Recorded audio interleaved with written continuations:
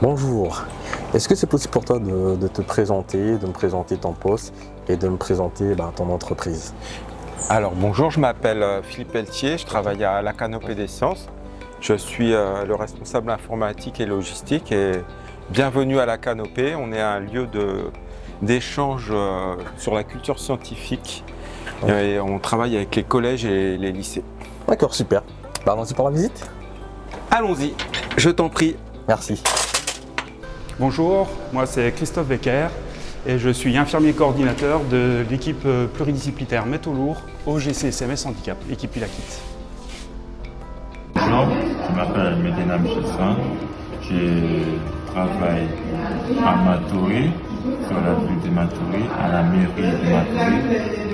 Je travaille dans la médiathèque et ça fait depuis le mois de juillet, j'ai commencé à travailler.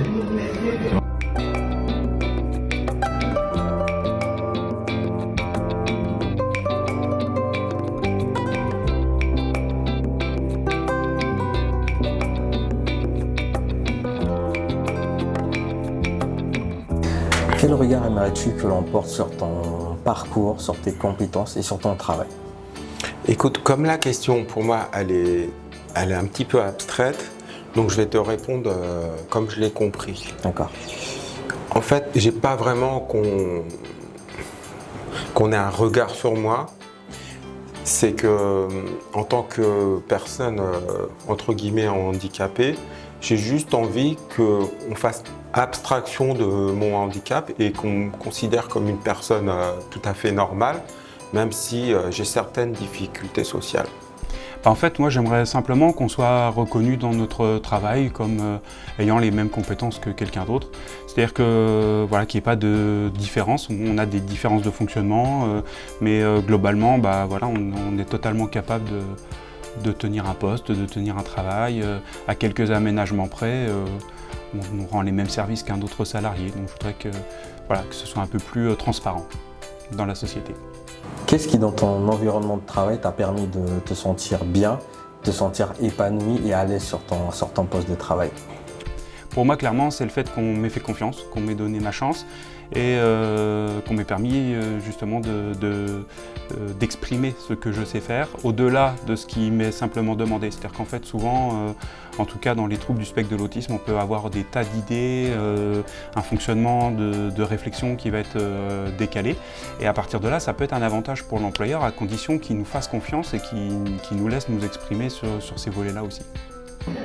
Et j'adore mon travail, j'accueille des publics, je fais du travail et je suis un agent, je travaille dans l'administration en dehors du mur et à l'extérieur. En fait, il y a des cours d'animation comme la fête patronale et je suis suivi par le dispositif d'emploi accompagnement de l'ECMAN de la Guyane. Ils sont aussi en France et en Guyane. Et on m'accompagne bien, ça fait depuis 2018 que je suis dans le dispositif emploi accompagnement. Et mon travail, j'adore mon travail, j'aime bien tout ce que je fais. Alors c'est surtout la bienveillance de mes collègues de travail, ma direction, puisqu'à la Canopée des Sciences, ils font très attention à cela. Du coup, mes collègues, je leur ai tout de suite expliqué mes difficultés que j'aurais pu rencontrer. Donc, du coup, ils font attention à ça et du coup, je peux pleinement exercer ma fonction au sein de la Canopée, sans avoir à chaque fois à redire attention, comme ils le savent. Donc, du coup, il y a vraiment de la bienveillance qui émane de leur part, qui émane de leur part. Si tu pouvais donner un conseil à un employeur, à un collègue pour mieux accompagner une personne en situation de handicap, que lui dirais-tu? Je lui dirais que en fait, chaque personne est différente. Et une personne qui a, par exemple comme moi, j'ai des troubles, on a des forces, aussi des faiblesses. Et je pense que l'employeur, faut plus qu'il s'axe vers les faiblesses que les personnes qui ont un handicap invisible. Ces forces-là peuvent être exploité au sein de l'entreprise et peut être bénéfique pour tout le monde.